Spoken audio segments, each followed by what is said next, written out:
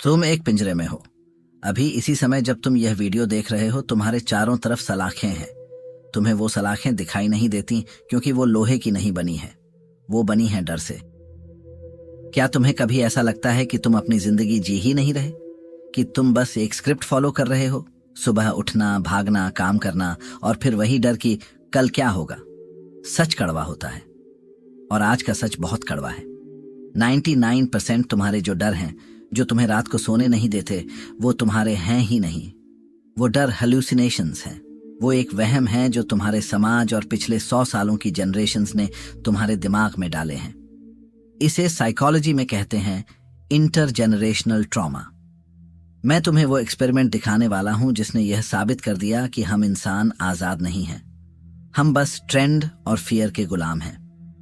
नमस्कार दोस्तों, मैं हूं सौरभ और स्वागत है 5 मंकीज एक्सपेरिमेंट की।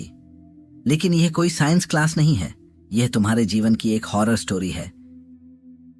एक पिंजरा है, उसके अंदर 5 बंदर हैं। पिंजरे के बीचों बीच एक सीढ़ी है और सीढ़ी के ऊपर लटक रहे हैं केले, सुनहरे ताजे केले। बंदरों का स्वभाव है, उन्हें भूख लगती है। एक बंदर हिम्मत करता है, वो सीढ़ी पर चढ़ना शुरू करता है। जैसे ही उसका हाथ केलों को छूने वाला होता है, साइंटिस्ट एक पाइप से बर्फ जैसा ठंडा पानी उस बंदर पर मारते हैं। लेकिन वो सिर्फ उस एक बंदर को नहीं भिगाते, वो पिंजरे में मौजूद बाकी चारों बंदरों पर भी वही ठंडा पानी डाल देते हैं। हर कोई कांपने लगता है।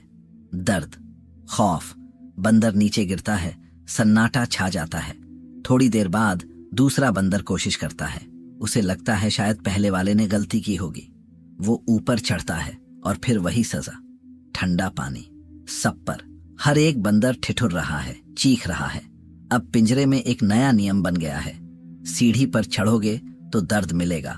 अब साइंटिस्ट्स अपना खेल बदलते हैं। वो पानी का पाइप हटा देते हैं और वो 5 पुराने बंदरों में से एक को बाहर निकालते हैं और एक नया बंदर अंदर डालते हैं। इस नए बंदर को पानी के बारे में कुछ नहीं पता। उसने कभी वो दर्द महसूस नहीं किया। वो मासूम है। वो सीढ़ी देखता है, वो केले देखता है, वो सोचता है, अरे वाह, दावत। वो जैसे ही सीढ़ी पर पहला कदम रखता है, जानते हो क्या होता है? पानी नहीं आता। बाकी के 4 बंदर उस पर टूट पड़ते हैं। वो उसे मारते हैं, उसे काटते हैं, उसे सीढ़ी से नीचे खींच लेते हैं। नया बंदर समझ नहीं पाता कि क्या हो रहा है। वो दोबारा कोशिश करता है और इस बार उसे और बुरी तरह पीटा जाता है। उसे नहीं पता कि ऊपर ठंडा पानी है या नहीं। उसे बस इतना पता है, अगर मैं ऊपर चढ़ा तो मेरे अपने लोग मुझे मार डालेंगे। धीरे धीरे साइंटिस्ट्स सारे पुराने बंदरों को बदल देते हैं। अब पिंजरे में 5 नए बंदर हैं। इनमें से किसी ने भी कभी ठंडा पानी महसूस नहीं किया, किसी ने भी कभी उस सजा को नहीं भोगा। लेकिन फिर भी अगर कोई छठा बंदर वहां आता है और सीढ़ी की तरफ देखता भी है तो ये 5 मिलकर उसे जान से मारने के लिए तैयार हो जाते हैं। क्यों? क्योंकि यहां ऐसा ही होता है। That's just how things are done here। ये सिर्फ बंदरों की कहानी नहीं है। शीशे में देखो, ये तुम्हारी कहानी है। भारत में हमारे पास इसका एक और नाम है, क्रैब मेंटालिटी। अगर तुम एक बाल्टी में बहुत सारे केकड़े रख दो तो बाल्टी पर ढक्कन लगाने की जरूरत नहीं पड़ती, क्योंकि अगर एक केकड़ा बाहर निकलने की कोशिश करेगा तो बाकी केकड़े उसकी टांग पकड़कर उसे वापस नीचे खींच लेंगे। तुम्हारी जिंदगी में वो ठंडा पानी क्या है? वो ठंडा पानी है, लोग क्या कहेंगे। जब तुम कहते हो मुझे बिजनेस करना है, मुझे आर्टिस्ट बनना है, मुझे ये 9 to 5 की गुलामी नहीं करनी, तो तुम्हारे आसपास के बंदर घबरा जाते हैं। उन्हें लगता है कि अगर तुम सीढ़ी चढ़े तो सजा सबको मिलेगी। उन्हें लगता है कि तुम सेफ पाथ छोड़कर पाप कर रहे हो। वो तुम्हें गालियां देते हैं, तुम्हारा मजाक उड़ाते हैं, तुम्हें डिमोटिवेट करते हैं। वो तुम्हें फिजिकली नहीं मारते, लेकिन वो तुम्हारे सपनों की हत्या करते हैं। और सबसे डरावनी बात, वो यह सब इसलिए करते हैं क्योंकि वो तुम्हें बचाना चाहते हैं। वो भी उसी डर के शिकार हैं जिसे उन्होंने कभी अनुभव ही नहीं किया। वे डरे हुए हैं क्योंकि पास्ट जनरेशंस डरी हुई थी। किसी ने यह नहीं पूछा कि क्या आज भी ऊपर ठंडा पानी है। तुम्हें पता है पिंजरा इतना खतरनाक क्यों है? क्योंकि यह तुम्हें एक झटके में नहीं मारता, यह तुम्हें धीरे धीरे मारता है। अगर तुम एक मेंढक को खौलते हुए पानी में डालोगे तो वो तुरंत कूद कर बाहर आ जाएगा, लेकिन अगर तुम उसे ठंडे पानी में डालो और धीरे धीरे, बहुत धीरे धीरे गैस चालू करो, तो मेंढक बाहर नहीं कूदेगा। वो उस गर्मी को एंजॉय करेगा। उसे लगेगा सब ठीक है। उसे सुस्ती आएगी, और जब तक उसे एहसास होगा कि पानी खौल रहा है, तब तक उसके शरीर की ताकत खत्म हो चुकी होगी। वो उसी बर्तन में उबल कर मर जाएगा। साइकोलॉजिस्ट मार्टिन सेलिग्मैन ने इसे लर्न्ड हेल्पलेसनेस कहा था।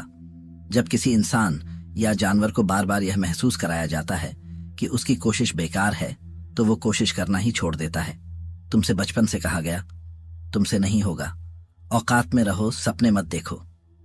धीरे धीरे तुम्हारे दिमाग ने मान लिया कि सीढ़ी चढ़ना नामुमकिन है। तुम टूटे नहीं हो, तुम्हें तोड़ा गया है। तुम्हारी कंडीशनिंग की गई है ये मानने के लिए कि तुम कमजोर हो। न्यूरोसाइंस में एक टेरिफाइंग डिस्कवरी हुई है, एपिजेनेटिक्स। एमोरी यूनिवर्सिटी में एक एक्सपेरिमेंट हुआ। उन्होंने चूहों को चेरी ब्लॉसम की खुशबू सूंघाई और साथ में बिजली का झटका दिया। जाहिर है चूहे उस खुशबू से डरने लगे।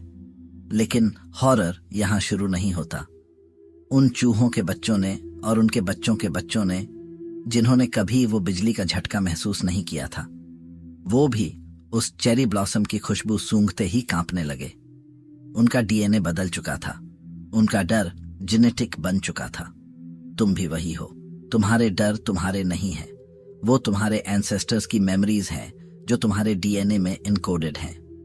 अब सवाल ये है, क्या तुम इस पिंजरे में सड़ना चाहते हो या बाहर निकलना चाहते हो? दुनिया के सबसे महान और खतरनाक दिमागों ने इसके बारे में क्या कहा है, जरा सुनो। जर्मन फिलोसोफर फ्रीड्रिश नीत्शे का एक कॉन्सेप्ट है, स्लेव मोरालिटी, गुलामों की नैतिकता। नीत्शे कहते हैं कि दुनिया में दो तरह के लोग होते हैं। एक वो जो मास्टर हैं, जो अपने नियम खुद बनाते हैं, जो सीढ़ी चढ़ने की हिम्मत रखते हैं। नीत्शे उन्हें ऊबरमेंश कहते हैं। और दूसरे वो जो स्लेव हैं, यानी वो बंदर जो नीचे बैठे हैं। स्लेव मोरालिटी का आधार डर और सुरक्षा है। वो झुंड में रहना पसंद करते हैं। उन्हें लगता है कि आज्ञा मानना ही पुण्य है। जो सीढ़ी चढ़ता है वो उन्हें बुरा लगता है, क्योंकि वो उनकी कायरता को आईना दिखाता है। जब तुम रिस्क लेते हो तो तुम उन स्लेव्स को उनकी औकात याद दिलाते हो, इसलिए वो तुम्हें नफरत करते हैं। ओशो ने कहा था, अगर तुम अंधों की दुनिया में पहुंच जाओ तो अपनी आंखों की घोषणा मत करना, अन्यथा वह तुम्हारी आंखें निकाल लेंगे, क्योंकि अंधे बर्दाश्त नहीं कर सकेंगे कि तुम आंख वाले हो। तुम्हारी आंखें उनको उनके अंधेपन की याद दिलाएंगी।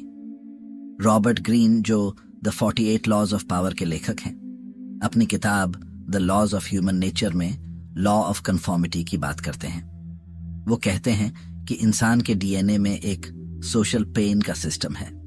जब हम ग्रुप से अलग होते हैं तो हमारे दिमाग का वही हिस्सा एक्टिवेट होता है जो शारीरिक चोट लगने पर होता है।